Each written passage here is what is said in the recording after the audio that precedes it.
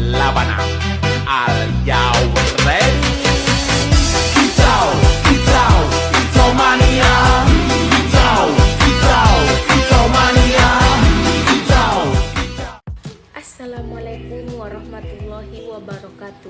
Perkenalkan, nama saya Ani Wahyuni dengan NIM 8603249993. Prodi Pendidikan Guru Sekolah Dasar Universitas Terbuka Salut Tapsel Maju. Salam kenal ya. Baik, di video kali ini tentunya untuk pengerjaan tugas tutorial online Universitas Terbuka yang bertepatan pada matkul Filsafat Ilmu. Dengan tugasnya yaitu yang pertama, ontologi, menjelaskan apa yang menjadi objek kajian ilmu, apa yang dikaji dan hakikat realitasnya. Kemudian yang kedua, epistemologi, menjelaskan bagaimana ilmu diperoleh, metode yang digunakan serta bagaimana kebenaran diuji. Kemudian yang ketiga, aksiologi, menjelaskan nilai etika dan tujuan penggunaan ilmu dalam kehidupan. Kemudian yang keempat, keterkaitan ketiganya sebagai pondasi utama filsafat ilmu. Baik, di sini saya akan menjelaskan sedikit tentang ontologi, epistemologi, dan aksiologi. Tentunya berdasarkan PMP. Baik, di sini di halaman 2.9, ontologi, hal-hal apa saja yang ada atau dapat dikatakan ada atau bahkan ada dan bagaimana cara mewujudkannya. Kemudian epistemologi, hal-hal apa saja yang ada atau mempelajari tentang pengetahuan atau ilmu itu sendiri, khususnya yang berkaitan dengan metodenya, validitasnya, dan ruang lingkupnya. Kemudian aksiologi, ilmu berfokus pada nilai yaitu etika dan estetika, penerapan ilmu pengetahuan dalam dunia nyata.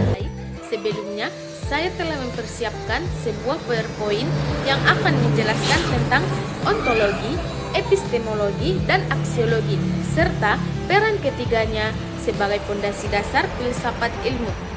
Mari disimak sampai akhir ya. Yang pertama ada ontologi. Ontologi adalah kajian tentang wujud atau realitas itu sendiri. Dalam filsafat ilmu, ontologi menjawab pertanyaan mendasar. Yang pertama, apakah objek yang dikaji itu benar-benar ada atau hanya khayalan semata? Bagaimana hakikat keberadaannya? Apakah bersifat materi, non-materi, abstrak, konkret, tetap, atau berubah-ubah? Apa hubungan antara objek yang dikaji dengan fenomena lain? Kita ambil contoh objeknya dari ilmu psikologi. Objek kajiannya adalah perilaku dan proses mental. Hakikatnya ada yang bersifat tampak seperti perilaku dan ada yang tidak tampak seperti pikiran, perasaan, namun memiliki eksistensi yang nyata. Kemudian posisi ontologi menjadi dasar pertama karena sebelum mempelajari sesuatu, kita harus jelas terlebih dahulu apa yang akan kita pelajari dan bagaimana hakikatnya agar arah kajian tidak salah sasaran.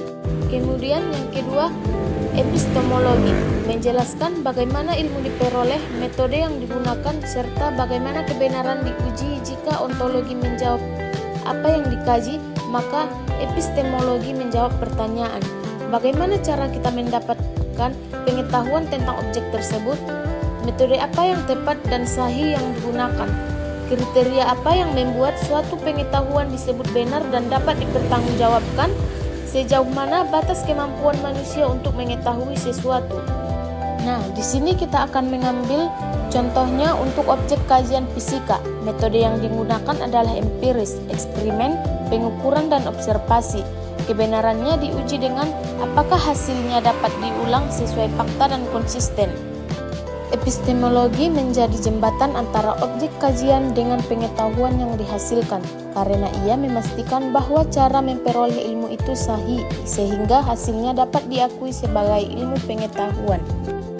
Nah, yang terakhir, aksiologi, menjelaskan nilai, etika, dan tujuan penggunaan ilmu dalam kehidupan.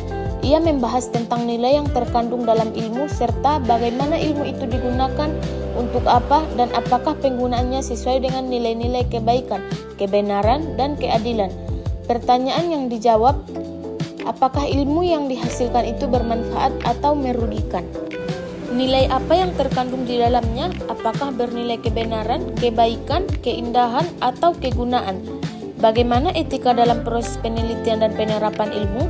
Untuk tujuan apa ilmu itu dikembangkan dan digunakan? Di sini kita ambil contoh objeknya, yaitu penelitian ilmu kedokteran. Harus memegang prinsip etika seperti tidak membahayakan subjek penelitian, mendapatkan persetujuan dan hasilnya digunakan untuk menyembuhkan dan meningkatkan kualitas hidup, bukan untuk tujuan eksploitasi. Aksiologi menjadi penentu arah dan makna ilmu, karena ilmu yang hebat namun digunakan untuk hal yang tidak baik akan merugikan. Sebaliknya, ilmu yang sederhana namun digunakan dengan nilai kebaikan akan memberikan manfaat maksimal. Nah, ketiga cabang ini tidak berdiri sendiri, melainkan saling berkaitan, saling melengkapi dan menjadi satu kesatuannya yang tidak terpisahkan. Tanpa salah satunya, ilmu tidak dapat terbentuk, diakui maupun memberikan manfaat. Peran ketiganya membentuk kerangka lengkap ilmu, dari apa yang dipelajari, bagaimana cara mempelajarinya, hingga untuk apa ilmu itu dimiliki dan digunakan. Inilah sebabnya ketiganya disebut sebagai pondasi utama filsafat ilmu, karena menjadi standar dan membedakan pengetahuan dengan ilmu pengetahuan yang sistematis, sahih, dan bermakna. Nah, itulah sedikit penjelasan dari saya tentang dasar-dasar filsafat ilmu. Kurang dan lebihnya saya mohon maaf. Wabillahi taufiq wal hidayah. Assalamualaikum warahmatullahi wabarakatuh.